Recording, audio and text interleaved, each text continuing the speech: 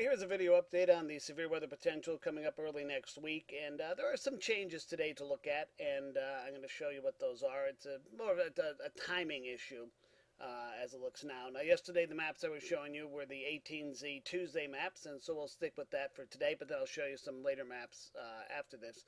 And here we have, this is our surface dew points, and once again we'll show you the 60-degree dew point line is right in here. Pretty tight gradient in here now, but that's our 60 line. There's our 65, and there's our 70, and there like that. So very high dew point air in those regions. No, that's not an issue at all. Look here. Here's our jet still coming in. Very strong low-level jet feeding in. 850 millibars. Same thing. Still seeing that jet come in. Where the changes are coming in, though, is the timing of the upper level jet. Now, remember yesterday, this is 300 millibars. This particular jet here was more up in here, so that the southern plains into the Mississippi Valley was in this right rear quadrant back here in an area of divergence and of PVA.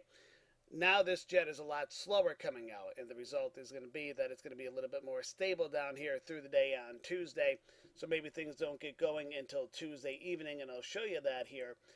This is the 12Z Wednesday map now, so this would be the end of the night, Tuesday night, Wednesday morning.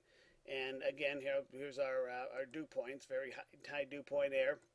It's expanded a little bit more now. Our 60 degree has expanded a little bit more. Remember, it was cut off up here when I was showing you the 78 hour, and here's our 65 line. Our 70 line is down here. So a lot of high dew point air remains in place, a lot of fuel available. Pressures are low with the system. Not quite as tight a gradient as we saw yesterday, but still, we're still looking at pressures below 1,012 millibars here and below 1,008 millibars in here. The surface flow is a little bit weaker. It's down in here. It's about 1,004. I think it was about 1,000 millibars yesterday, maybe 998. So it's a little bit weaker of a system coming out. But still, there's a lot of energy coming in. We'll show you the low-level jet. Here's 925 millibars. Very strong low-level jet feeding in. Same thing with 850.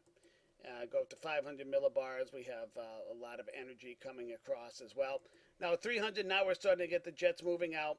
And here's our quadrants here. We'll show you the different quadrants. Not drawn too well there, but you get the idea. And here's the right rear quadrant in here. So there's going to be a lot of energy, a lot of lift coming into this region here. So it looks like, come Tuesday night, Wednesday morning, we're looking at, this area in here is going to be the prime target, I think, for severe weather, particularly back through this region here, is what I'm thinking right now. So that's kind of what I'm looking at now. It's a little bit slower than it looked yesterday, maybe a little bit weaker at the surface, but I think that we're still looking at major problems. I would say start looking around later in the day on Tuesday, definitely Tuesday night into the day on Wednesday. That'll expand eastward as we go forward in time. Usually these systems, as they go further east, they start to lose their punch. I think that the time frame is going to be late Tuesday through Wednesday afternoon is going to be our best chance for seeing some really significant severe weather out in that region. So we'll see what happens. But just wanted to give you guys a quick update. That's it for now. We'll have more tomorrow.